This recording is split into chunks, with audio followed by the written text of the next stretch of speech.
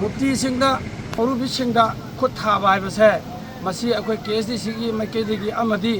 मद्रसा जामिया इस्लामिया की मैकेदगी कदम तौजरी अखोई पुनमक को सेंबीरिबा मपु अदुगी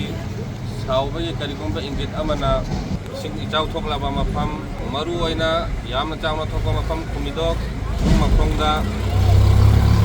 प्रजा पुनमक अयामबना अवा अंगना नंगुना लेरिंगै मरकसिदा मियोइबा अमगी लिचत अमसुंग थमोइगी असेंगबा मरीना वक्ता की जमियतुल उलमा अमसुंग इस्लाही माशरा अमदी मखोइगा लोइनबा सियोसिंगना हारिबा अवाबा मफम असिदा लाकलागा तंगाई फादबा पोलम कया मखल कया सुना बेंगबारपा अमसुंग पिबिरखिबा अहान मक्तदा लैरिबा इखोइना खुमिदोक के परजाना अमसुंग मदरसा जामिया इस्लामिया की महल्ला की मियोय सिंगना शुक्र अदा तौजई मधुगा लोइना लोइना मखोइना पिबिरिबा पोसम चिंगा दोंगासी मदरसा जामिया इस्लामिया अमसुंग खुमिदोक डेवलपमेंट कमिटी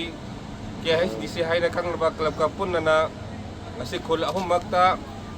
रिलीफ कैंप मापन अमसुंग अतोपा युम सिंगदा टेस्ट तौरा लेरबा पुन्ना युम चतरेट की पोलम सिंग खोइ मरम चाना अल्हम्दुलिल्लाह इनथोक चखरे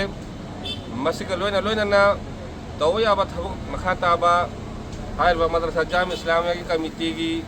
अमसुंग KSDC क्लब की मियोय सिंगा मखा ताबा थबुक थरम खुदिमक्ता वखल अमता लोइना थमोय अमता लोइना महुम मपुंग महाकु किबागा लोइना इकोय चमिनगनी अमसुंग हाइरबा तेंबांग बिरे इगबा कोक्तागी मियोय सिंग अहल लमन सिंग आलिम उलमा हाजी सिंग अखोई हिदा पुरखिबा अदु अल्लाह तबारक तआला ना कबूल तोबि वैसनु मसिगा लोइना मसिगी मका ताबदा अखोइना पामदबा थबुक कया थरम कया मरकता पेनदबा थबुक कया लेबा सिंगा दुसु थमोय सेंगना अखोई अल्लाह दा निदना मदुबु कंदेम तौरी अमसुंग पामदे हाइना खोइ उच्चरी तसेंगनमक्ति इस्लाम हाइबा अमसुंग मियोइबा हाइबासी मफम अमखतनी युम्बी अमखतनी हाइरबा युम्बी असि चमिनबा मतमदा कनासु करिजु थमोय अमखता वखल अमखता चमिनबा करिगुंबा अकाइबम लैते मरमदना अखोइ खुदिमक वखल अमतो आइना ख्वाइदगी फजबदा मियोइबा अमगे लिचता पुंसी हिमेनबा हाइबासी कोई मैकेदगी सु पामजै अमसुंग नतबा थौदोक अदुगी दमक्ता थमोय सेंगना अखोइ नुंगाइतबा फोंगजरी ngasi punbiriba akhoi mayamna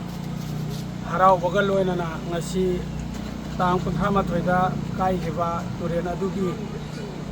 sing pathakpa mayamduna thungraba imung singda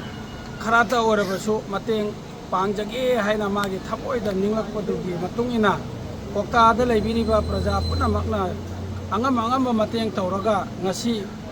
karang khomido khabai soida mateng pangurage haiduna लापीदुना जमियतुल उलमागी अमखादा ऑर्गेनाइजेशन अनी होंगा खुसमनरगा पोलम कया अमा अखोइगी इथा थाजदबा फिरोना चिंबा